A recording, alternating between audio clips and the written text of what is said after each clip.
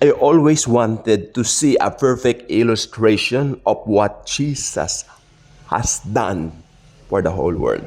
Not until I found this one, that photo. Yeah, na nakikita niyo po ngayon. You know, ang galing ng illustrator dito, ano? At na-present, I believe dito, yung gusto kong maipahayag. Actually, in one sitting lang, pwede kong ma-explica ito ng mabuti. Pero titignan natin at hihimay-himayin nating mabuti. Okay? So, ito po ay pinapakita po dito that the Lord Jesus Himself, okay, redeemed the whole world from the power and venom of sin. Okay. Paano natin matatanggap yung ginawa niya sa pamamagitan lamang ng pananampalataya? We only have to believe in Jesus in order for us to be saved. Maniwala ka lang sa Kanya, maliligtas ka. At pag naniwala ka na sa Kanya, then magkakaroon ka na ng relasyon sa Kanya. Doon at doon ka lang magkakaroon ng special bonding or relationship kay Jesus. Masarap po ang lakad kay Jesus.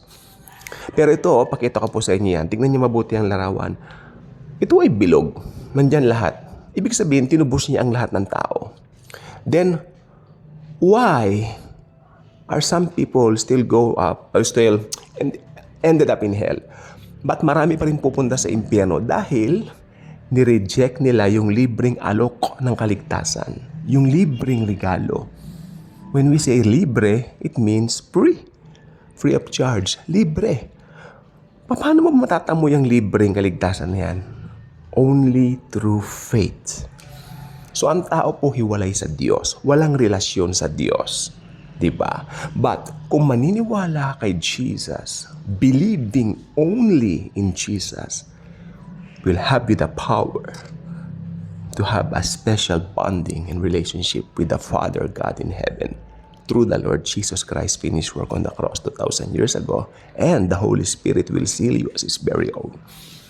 The Holy Trinity, no? God the Father, God the Son, God the Holy Ghost. May kanya-kanyang papel sila sa salvation. Okay, I love this. I love this. Again, tinubos niya lahat ng mundo sa kasalanan. But yung effectivity nito, magkakaroon lang po ng effectivity yan kung mananalig ang tao sa ginawa ni Jesus sa cross. Kung maniniwala siya na, hey, yun lang ang tanging parang para magkaroon ako ng relasyon sa Diyos. Kasi wala pong relasyon ang tao sa Diyos. Hiwalay ang tao sa Diyos. Jesus alone is the answer. And that picture na nakikita, yan ang thumbnail ko ngayon gamit, yan ang, that's a perfect illustration of what our Lord has done for us. Perfect illustration. So I love it. John 3:16. Yan po yung John 3:16. For God so loved the world that He gave His only begotten Son, but whosoever believeth on Him will not perish but will have everlasting life. So, hindi pa ako masyadong magaling sa ubo ko, but I can't help but to make a vlog regarding this. So, maging secured na po tayo. Kung talagang tinanggap mo na si Jesus sa buhay mo through faith, hindi mo siya pwede tanggapin ng kahit anong paraan. Kailangan maniwala ka doon sa ginawa niya sa krus ng Kalbaryo. Then, after that, meron ka ng relasyon sa Diyos.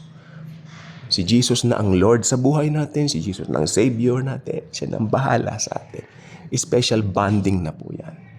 Okay? So, ang gagawin lang po natin, maniwala po tayo na si Jesus lang ang kaligtasan.